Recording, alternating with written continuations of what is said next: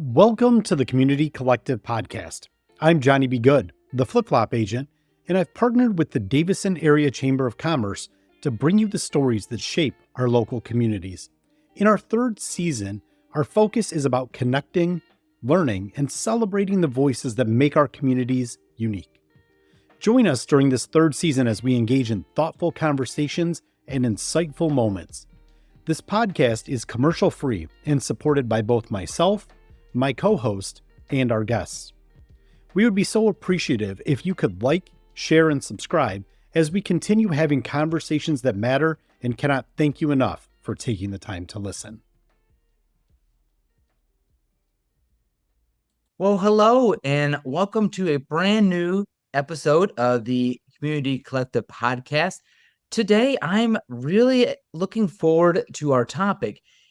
It's something that I think a lot of us have maybe seen our neighbors or someone in the community doing, but it's learning about sustainability and growing your own food and working within a community just to educate and to share. So our guest today is someone I've had the opportunity to talk to a little bit off and on, but definitely well aware of what he's up to, which is great.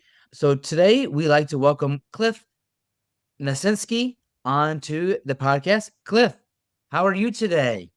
Good, Travis. How are you? Good. Well, thank you so much. And I know that we've had the opportunity to talk a little bit and on social media, really follow a lot of the great things that you're doing and what I consider kind of that urban agriculture, community growing, homesteading ideas, and you're incorporating it into your family life. Yeah, definitely. We started we moved Davison about 13 years ago, and we got a 4.5 acre property, which is kind of under the 5 acre line for doing agriculture in Davison Township. But I mostly bought the property because it was zoned as suburban agriculture, and we wanted to be able to do something in the future with that. But COVID hit, and I work as an engineer for Chrysler, now known as Stellantis. And I had a lot of extra time on my hands, and I had to drive into work, and I'm not working as much overtime. So our COVID project was to actually really get going with the urban agriculture and permaculture practice on our property. Yeah. Well, and I think for our listeners, some of them might be brand new to this idea or concept. So, Cliff, could you share how urban agriculture has benefited the local community and what impact you've seen from integrating these practices into kind of this community setting? Yeah, well, let me answer that first by, stating the benefits that urban agriculture has had in many communities, as we've seen through watching what other communities are doing and how it's benefited the communities. Urban agriculture has found an impact on a lot of local communities in several meaningful ways. Firstly, it has significantly improved access to fresh and healthy produce for many urban residents in areas that are often considered food deserts, where things like fresh fruits and vegetables are really scarce. Urban farms and gardens provide a reliable source of nutritious food for many of these communities. Moreover, urban agriculture fosters a strong sense of community and a social cohesion among those communities. Community gardens are, for instance, often bring people together from diverse backgrounds, encouraging collaboration and strengthening neighborhood bonds. These spaces often become communal hubs where residents can share knowledge, resources, support one another. In the suburban environment, they serve as critical habitats for various species of plants, insects, animals, and promote biodiversity by incorporating native plants, diverse cropping systems. These areas can support pollinators such as bees and butterflies, which are essential for the health of both agricultural and natural ecosystems. And this biodiversity helps create a balanced ecosystem, reducing the need for chemical pest control, and it enhances the resilience of the environment. Suburban agriculture also increases local food production. It reduces the need for long-distance transportation of food. This not only lowers our overall carbon footprint associated with food transport, but also ensures a fresher, more nutritious supply of produce for the community. By growing food locally, suburban areas can enhance food security and resilience against supply chain disruptions, for example. Also, in suburban areas, sometimes you have issues with soil health and erosion. Practices such as cover cropping and natural biodiversity, creating permaculture, gardens in their lawns rather than grass, helps to alleviate the issues with erosion. Also, it also reduces the amount of having to put in chemicals to maintain those lawns, and you get that soil runoff or that chemical runoff into our water systems and things like that. You also, if you're doing permaculture practices, you're not using a lot of chemical soil amendments, you're doing more natural soil amendments as well. So you're also reducing those chemicals that's in our waste runoff waters. These days where more and more people are coming to the realization that this idea of a grass lawn is a little, outdated. With community support, for example, if 1 of 5 families grew food and not lawns, they could feed the entire community. In fact, in the 1940s and 50s, there was a big boom in suburban and urban agriculture in the form of victory gardens. And they actually provided 80% of the food and produce in America at the time. So, Yeah, that's amazing. And I think, Cliff, the thing I like is to, like you mentioned, that kind of that food desert. And I think we know, I mean, we have our grocery stores we can go to, but not every community is lucky enough to have an easy access like that. So, yeah, but it's also be honest, it's some of the prices that we're paying at the grocery store.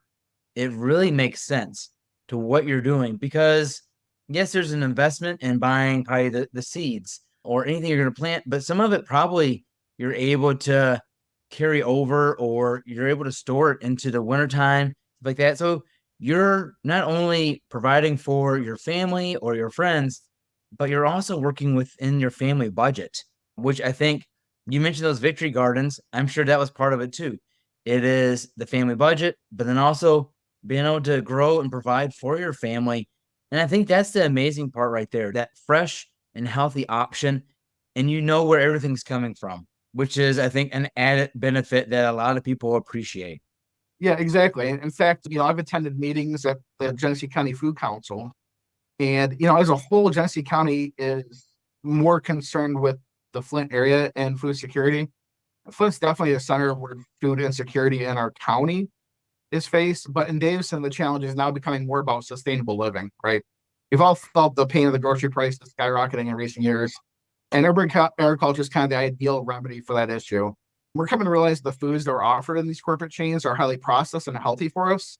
Even the fresh produce, dairy and meat products are heavy in man-made chemicals. And, basically we're coming to know that not everything that we're seeing in these grocery chains are great for us. So let's see, where was I at? We're coming to realize that there's been a boom in organic offerings at the store, right? Where you can get food that is, free of all those items that we don't want to be putting in our bodies, but the prices for those are really high. And you can see that here in Davison, going to Kroger, I'm not calling a company, but Kroger's, Myers, Oxford, Walmart.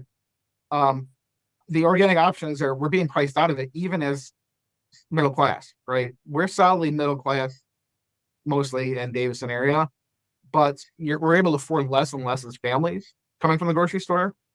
And if more people were to do what we're doing and to actually grow a little bit more than what you need for your family and spread that out to other people who aren't, then we could actually alleviate that issue of not being able to afford what's in the stores currently. That's healthy for us. Right. No, and I think that's important. I mean, we feel it as our family, and I know we have ideas, I think, along the lines of it someday when we have the space and the time to grow a few things in our backyard.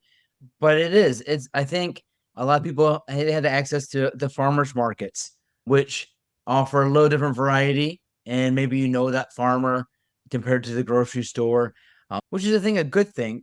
But that kind of leads us into kind of the next question, Cliff. And I think this is where you've kind of emphasized it a little bit, but challenges. And so in the realm of that urban agriculture, what are some of the most common challenges you faced and how have you worked with the community to address those issues? And I know you've worked really hard to create that kind of educational and knowledge to share, but then also you help create a community of people that support each other and share that. But what are some of these challenges that you faced in what you're doing? Yeah, first off, let's talk about lead off with your last statement there. Let's talk about what the community faces first, then we go into what we're personally facing as an organization, right? So the first one you talked about there was the farmers markets, right? And the farmers market in Davison is fine for those who are affluent in our area, and great for getting fresh produce into areas that may not be getting it, but the price points of farmers markets are beyond what many can afford. We saw this with what happened in Flint, where they built a farmers market. And they're doing some mitigation efforts there. But in the end, the farmers market in Flint acted as a gentrification device, which price many people out of being able to afford it because, it's the price point is so high at farmers market because there's a lot of work involved with someone who's doing that as a means of income. Right. So these farmers who are doing this at the farmers market, the problem with this, they're doing it as a means of income. So they have to have a price point in order for them to make money. So has the urban agriculture push, right? If more families are doing it in free time, they take an hour a day to put into it and they're providing that to people they know or people who need help, then that alleviates that problem, right? For example, in our little operation, we started producing more than we needed on our plot of land. So we started giving out to people who couldn't afford the farmers market prices, or if you could afford it, you could donate to us, donation pricing. So that helped with that problem. And now coming back to what we have faced as our biggest challenges, of course, is policy in the area. We've, ran into issues where there's a lot of people are trying to do what we're doing, but they're facing local ordinances for livestock and for, agriculture based on the zoning ordinances we have in Davison Township specifically. So overcoming those zoning laws can be daunting. And sometimes, in some communities, your municipal governments are actively trying to shut that kind of operation down. Now, we haven't experienced that in Davison Township. The administration that's been in Davison Township has not been actively trying to enforce these zoning and ordinances that we have in Davison Township. But we're in that gray area where if you have no complaints on what you're doing from your neighbors, then you're left alone. We don't feel that's sufficient. We're still struggling with it. And, we're basically trying to work to help with policy change. Now, in light of that, I've been working with, groups like the Genesee County Food Council, right, to push for policy change. We've talked to state level government and tried to get something going with the Urban Agriculture Act, which was getting going for a while, but there's been a lot of chaos in politics recently, as everybody knows. So it's not on the top of anybody's priority to look at, right? Another one we have in our community to getting people to do what we're doing is financial constraints, right? If you're like doing it in the suburbs where you need to have infrastructure in place to do it, say like in our example, we have chickens and goats on our property. There's a cost to get, the buildings you need put up in order to house, having everything set so you're doing everything correctly. For example, on our property, we compost everything. So having a setup that's easy to clean and able to compost everything, so everything's done organically, and we have no waste. Paying for all that up front is the barrier that we see, the biggest one. Get people getting going with it. And the last one is actually getting people actively engaged in the community, right? A lot of people like us we do it alone, right? We work on our property on our homesteads, but getting people actually actively engaged with each other is somewhat of a struggle or a challenge sometimes, but we're making a lot of strides in that lately. Like, for example, talking about the last question as well, one of the benefits, along with one of the struggles, is in the last 4 years, we've built so many connections in our community. I had a medical emergency about a month and a half ago, 2 months ago, which I was in the hospital. And we had so much outreach from our homesteading community to come help us. My wife and my one son that was left on the property, they brought food. They came and helped with, daily chores and all that. Building that kind of community and connections with people is the biggest benefit to doing what we're doing. The fact that I was out and I do a lot of the heavy work here, that everybody stood up and stepped in and made sure that my family was okay while I was unable to do all these things was like the biggest benefit we have, what we've been doing over the last 4 years. Yeah, I think, and that's I think such a huge benefit right there is this community cares about each other. They're willing to lend a hand, even if it's not their own property or their own, items that they're growing, that they're there to support each other. And I think that's one of the most important things to really showcase is one, this is sustainability that you're working towards, the education that you're working hard to let people know on policy side and ordinance side. But the most important is that family, that kind of extended family that's there to support each other. And to be honest, I love it that you're just like, hey, I grew this. Does anyone want to trade, or does anyone could use this? That you guys are supporting each other in so many other ways too, which I think that is one of the biggest things that helps with those challenges that you face, is that you have this built-in kind of community, family atmosphere that are working, you guys are starting to work together and getting organized and sharing so many things.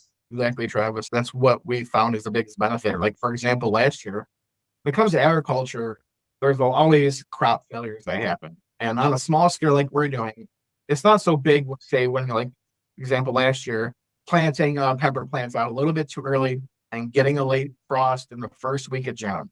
We lost most of our pepper plants last year, but we had a neighbor, and I like to call it the Derby family, right? Rachel. They grew a bunch of peppers that did really well, and we traded. So I got to be able to put up one of our staple foods in our pantry for the year because we reached out to the community and started working with each other. So if one of us is doing so well in one area, the other one is, and we just basically exchange, and we all get what we need. Right. And I think that really leads into a great next question. So there might be people listening, hopefully, that are interested in what you are doing and becoming part of that community or just even getting started. So some of these sustainability practices or projects you work on, what would be some advice you would give others looking into making gardening or farming more environmentally friendly, but also maybe even just getting started themselves? What's some good advice you'd want to give? Yeah, there's one article I want to call out. I'm sure a lot of people have seen it. It came out last year, or at the beginning of this year, but it was about how urban gardening or gardening your backyard has a higher carbon footprint than large scale farming. I don't know if you read that article or are familiar with it or not, Travis. Did you see that one? I have not had the opportunity to, but now I think this has got my interest going. I'll be looking it up a little bit later today, probably. Yeah. So that one that article kind of angered a lot of people like me who are in permaculture practice because it completely disregarded all of the things that we work so hard in permaculture practice to not do.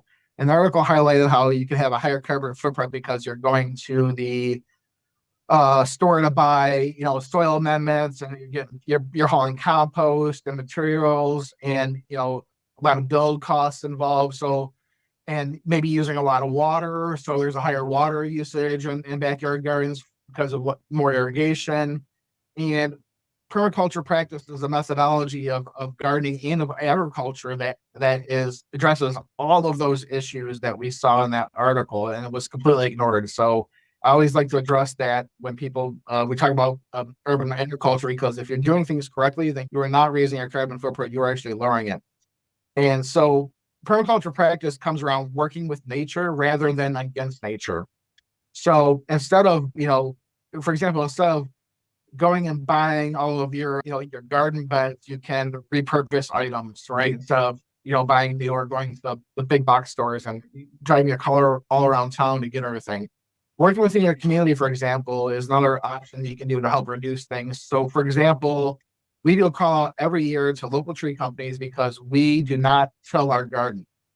Instead, we use what is called a no-till method, in which we add naturally produced on our property compost to the top of our soil when needed, when we get to that point, and we heavily mulch using wood chips to keep moisture in, to reduce our irrigation, and to reduce weeds. And that's one method of doing that. And there's also methods like chop and drop, which you grow a specific types of grasses and plants that you can basically just chop and throw down as a heavy mulch.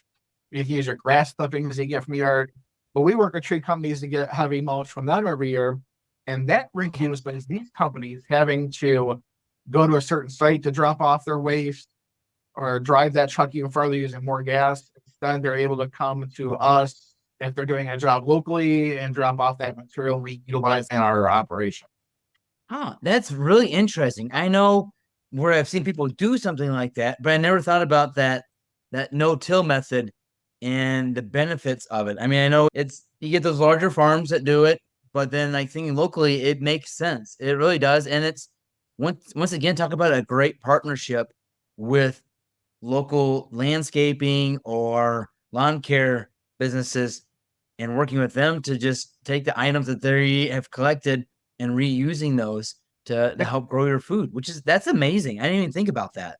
Yeah, well, and one of our partners, Julian Ruck in Port Huron, he now has two very large urban gardens in the Port Huron area. Now, Port Huron has been hit hard by poverty in many areas of the city. They're got a higher poverty rate than most of the country. And he's trying to help alleviate that by building urban gardens in that area. And he's partnered with landscaping and arborists or tree companies to get all of his material for free. So he's able to take that waste that would normally go to a landfill or be wasted and be able to compost that in his urban gardens. And in doing so, he's built such great soil health and his gardens that literally just takes care of itself and repropagates most of itself. For example, he was just moved by the city. They gave him a larger property to work off of with a perpetual lease. And he gave up his one garden back to development for housing.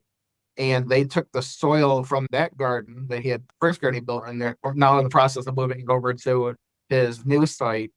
And a couple weeks after they left that site, this first site, tomatoes and kale and all kinds of things are just popping up on their own in that garden.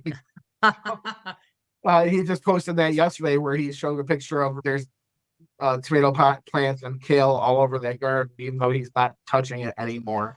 Because That's amazing right there. That shows, once again, sustainability and the willingness to work hard to make it happen. And it just naturally starts happening by itself sometimes, which is, I think it's a great example of once you get started, that a lot of things will take care of itself as long as it's managed properly.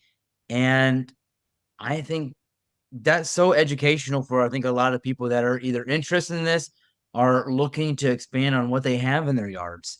Exactly. And that's a great example right there, showing that individual there in Port Huron doing that. So, Cliff, and you've really touched on it a little bit. What kind of your homesteading group and yourself, what are some of the roles of education? What is your approach to that urban agricultural side, and how do you look forward to continuing to educate the community about the benefits and techniques of sustainable farming? Yeah, that's what we're working at right now because, we spent so many years just building up our property and we spend, a lot of time every year trying to expand our operations. For example, this year we started in the front yard, putting a lot of berry plants and shrubs and all that in there. And we started our food forest and our 4 acres of woods and all that. So we've kind of been, trying to get to that point where we're built up, but we're also trying to spend time doing community outreach as well and education. And what we've done the last 2 years of that is mostly we're kind of just inviting people to the property, especially anybody who's interested in anything that we're producing, coming and grabbing it and getting from us locally, anything that we're overproducing that we don't need for our family. And in that, it's always like this. There's a meet and greet, there's a tour of the property, and then there's a long spiel talk about permaculture practice, sustainability, organic farming, and how we are a zero waste operation. Everything's recycled back in. So a zero waste, zero chemical type operation, right? And so that's primarily been our educational point right now, which is getting people out here to see what we're doing and being an example for the community. And also, in education has been a person by person basis. We've had a lot of people, especially like new residents, who come here and bought property in Davison because it is so much more rural, suburban than, say, going down to the Tri-County area, right? A lot of these people like me moved up from areas like Oakland and Macomb County where it's basically very populated. And they want to move to Davison because they get a little bit more land and want to do some more gardening or have goats and chickens, things like that. So we work on an individual basis with people in the community as well to help educate them on getting going. For example, we have partners, we have another member who's over on Gale Road, right? Not too far from the airport. They're almost across from Lake Callis. And I think they got a 10-acre plot over there. And they got goats from a friend of ours, and they have, learning how to raise goats it can be difficult if you're not sure what you're doing. And so it's an education process. So we partner with one of the people we got our goats from in Northville, who is Melissa Houlihan. She is a goat vet and a breeder down in Northville. And she's taught us a lot of the ropes of how goat care, what's best for nutrition, what are the basic standard practices for health management for a herd. And we started to teach that to the community as well. So we're learning things on how to do fecal tests that manage parasite loads and also do, dehorning, disbudding when they're kids and things like that. And we're also we're spreading that to the communities for that kind of management as well. Wow. We're also trying to get people to understand permaculture practice as well. Going from that traditional gardening mindset to permaculture practice can be a leap for some people. And it was even for us because we started out traditionally gardening as well when we started. So we as an operation, as a family, are moving to permaculture practice. And we're trying to help teach the community as they come to us with gardening advice, how we can alleviate some of these common problems people have with gardening, utilizing the traditional methods we've utilized forever, moving to more sustainable practices in permaculture. Yeah, wow. There's so much that goes into it. I think, Cliff, that's been, I think the great thing with talking with you, over the phone and then on here is there's so many little things that benefit the community, but there's so many educational opportunities for people who are looking to get into this or currently in it and want to grow. But probably one of the best questions that I'm starting to think of is anyone that's listening that has a lot more questions, either to get started or to further their education and what the best practices are, how can they either reach out to someone for that information or get connected with the group just to become part of it and continue to learn more about it themselves? Yeah, so you can find me on Facebook. Cliff Nasinski, that'd be KNASINSKI. We also have a site on Facebook as well for Crooked Barn Homestead, and we can be reached at crookedbarnhomestead@gmail.com as well if you have personal questions you want to get a hold of us personally for advice. We also started another Facebook group called the Davison Township Homesteaders Association, which you can find as well. And if you just basically request a request entry to that, we can get you in there. And there's a lot of resources on there, a lot of people in there doing the same things that you can reach out and ask questions to get advice from the community. That also links you with the rest of the community, which we share with each other as well, and where we're trading back and forth. And it's mostly just about making personal connections with your neighbors and getting to know each other. And we don't always just completely reach out on that site. Most of us have just gotten to know each other, and we're now personally interconnected and working with each other. So, but that's a way to reach out and get involved in the community and to get started if you need to. And there are many of us there who are willing to help with advice and how to get set up and how to basically do sustainable practices and what you're doing with your own homestead or gardening operation or however far you want to take it. Yeah, no, this is great. I think during this episode, Cliff, you've shared so much new information to myself, but probably to our listeners, but so many good resources for anyone that would like to get started or become part of the group to learn what's the next steps for them. So Cliff Nasinski, I really appreciate you coming on the Community Collective podcast. And I really see a great future in this kind of urban agriculture here in the Davison area and hopefully expanding more into our surrounding communities. And I think it's mostly because you guys are willing to educate, you're willing to work with people, and you want to see that sustainability grow for families. So Cliff, thank you so much for coming on today and really just spending some time educating myself and so many others. Definitely. Now, happy to be on. Any way we can help spread the word of more sustainable practices, we're happy to be here.